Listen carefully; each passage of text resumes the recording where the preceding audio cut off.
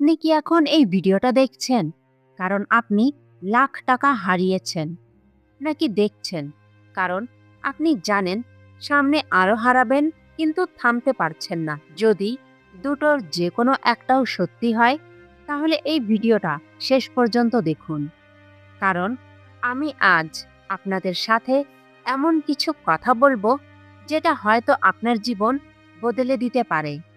আমার নাম বলবো না, আমার পরিচয় দেব না, কিন্তু এটুকু বলবো, আমি একজন সাধারণ মানুষ, আপনার মতোই।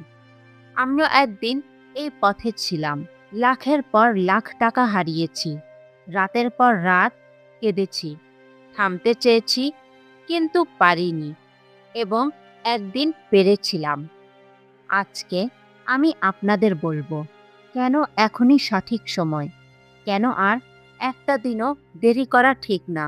প্রথমে আপনাকে একটা কথা বলতে চাই, আপনি এই ভিডিওটা খুলেছেন, এটা ছোট কথা না। মানে আপনার মনের ভেতরে একটা অংশ আছে যেটা বলছে আমাকে বের হতে হবে, আমাকে থামতে হবে। সেই অংশটাই আপনার সবচেয়ে বড় শক্তি। এখন আমি আপনাদের বলবো কেন আজকেই সঠিক সময়, কাল না, পরশু না, আজকে। কারণ একটা, প্রতিটা দিন যেটা আপনি খেলছেন সেটা শুধু টাকা নেওয়া না, সেটা আপনার জীবন থেকে একটা দিন নিয়ে যাচ্ছে। একটা দিন যেটা আপনি পরিবারকে দিতে পারতেন, বাচ্চাদের দিতে পারতেন, নিজেকে দিতে পারতেন। সেই দিনটা আর ফিরে আসবে না।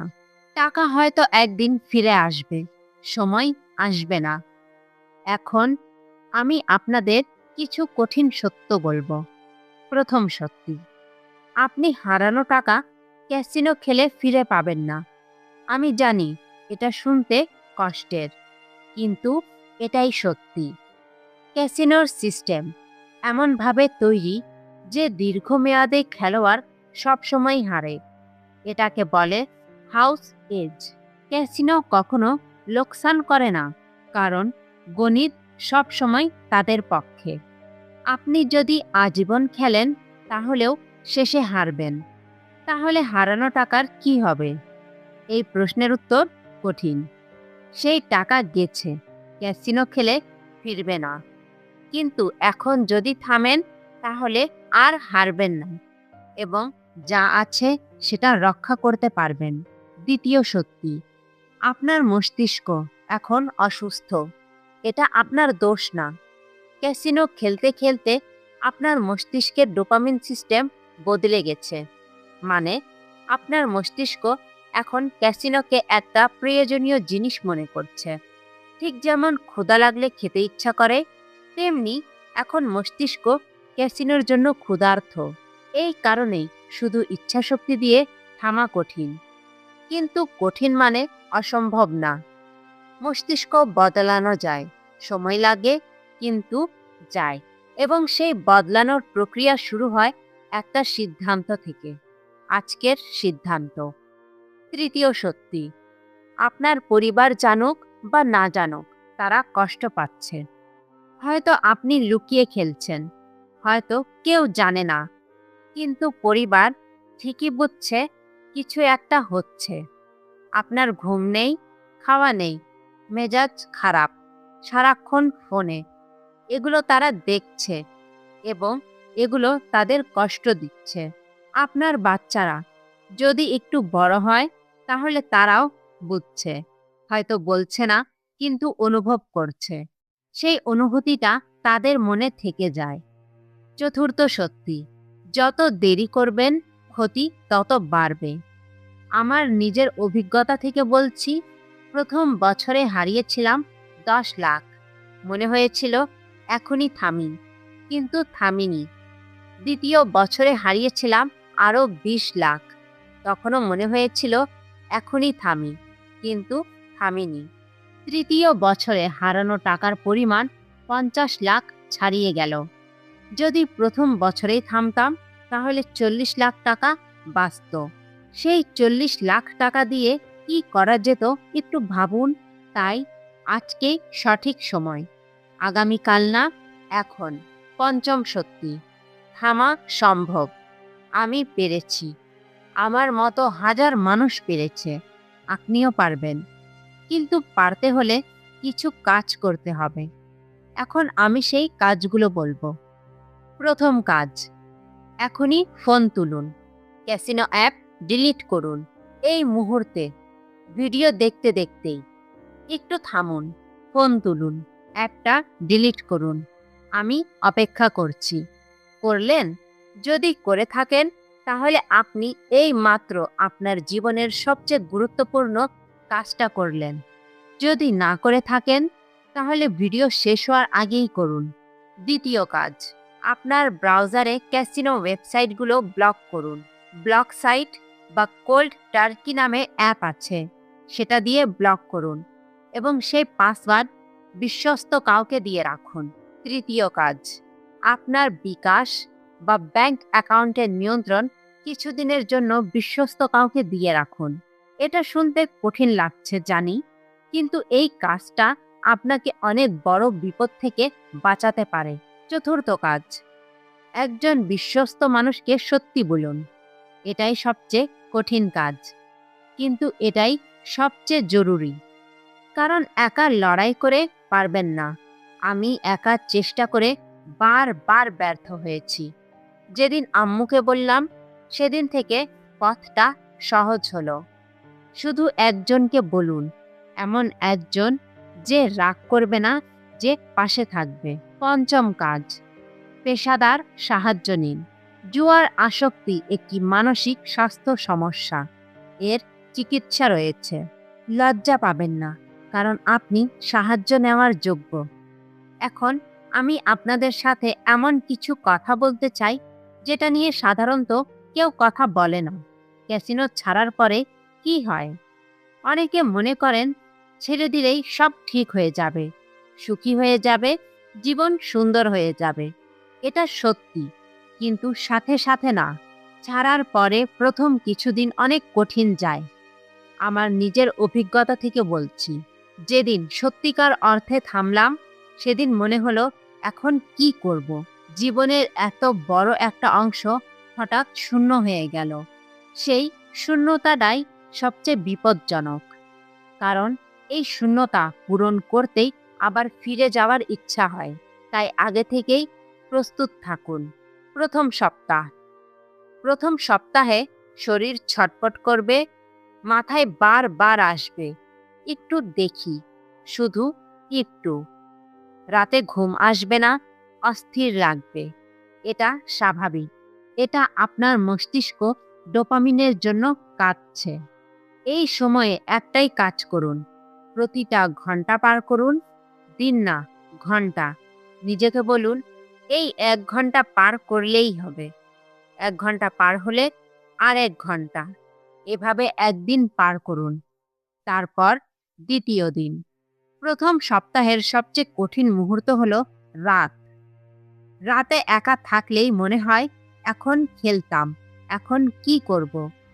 তাই রাতে একা থাকবেন না।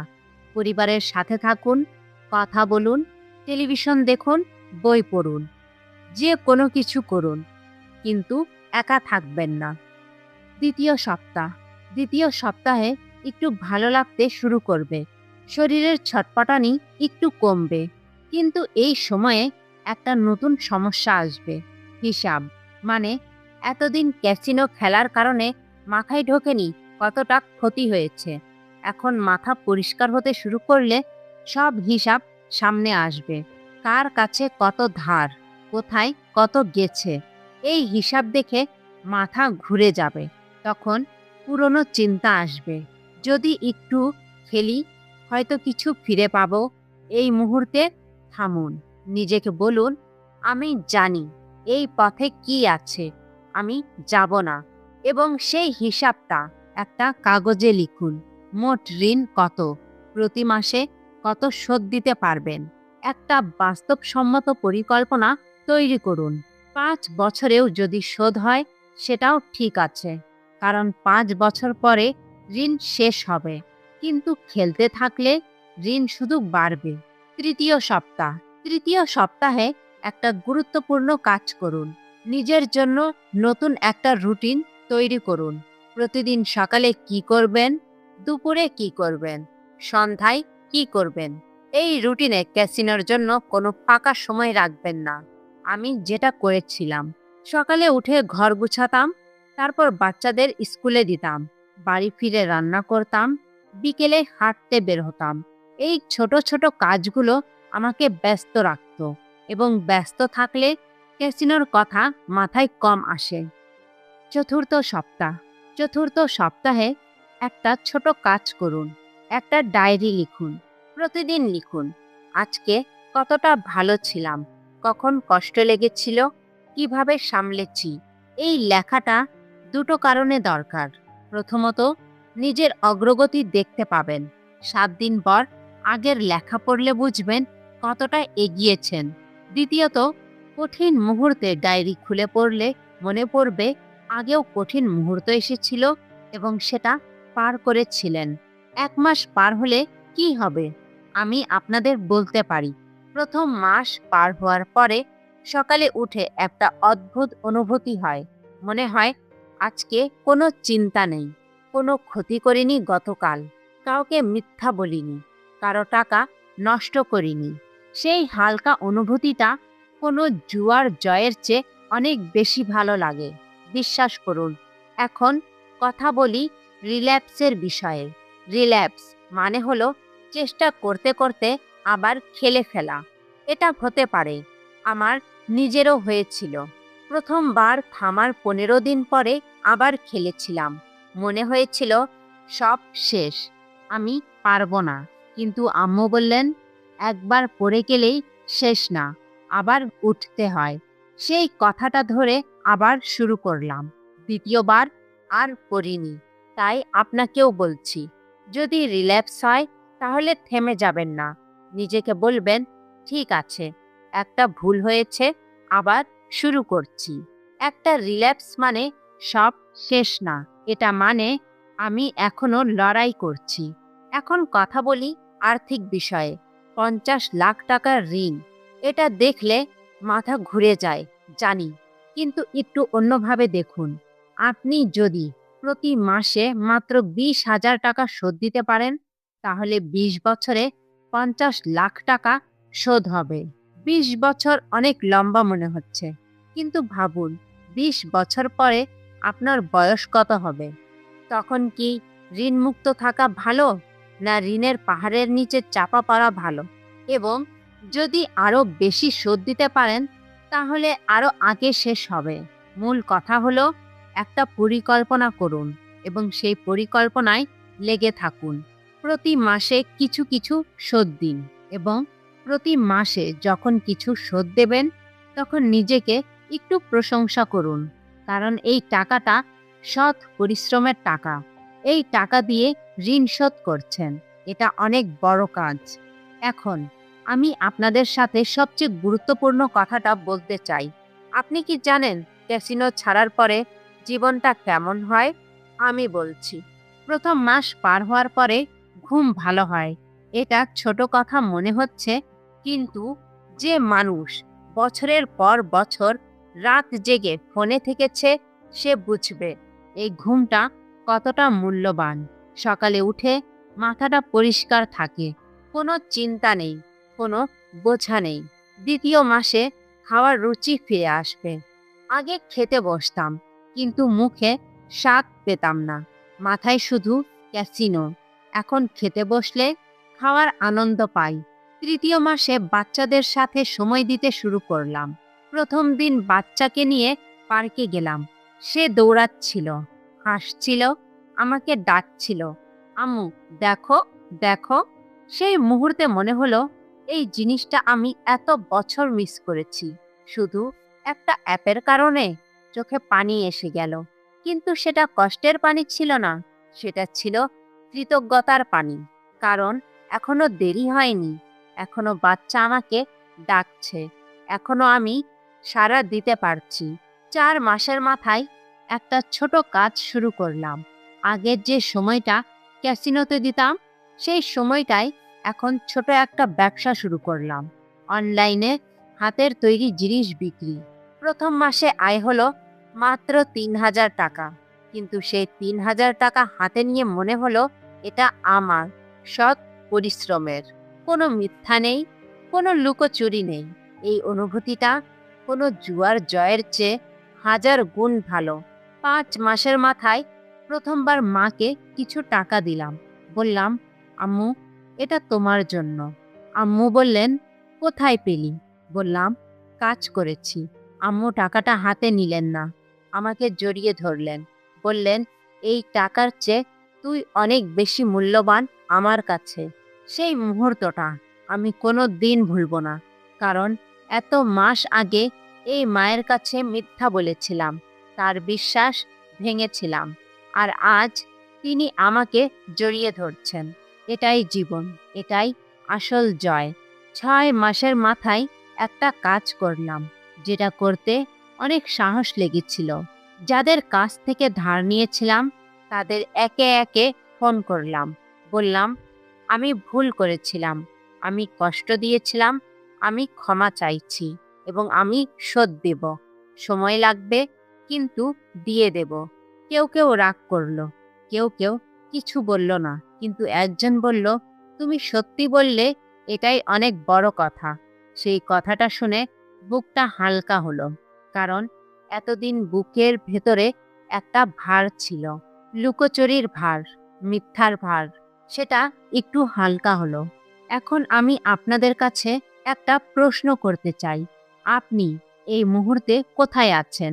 এখনো খেলছেন, নাকি থামতে চাইছেন কিন্তু পারছেন না?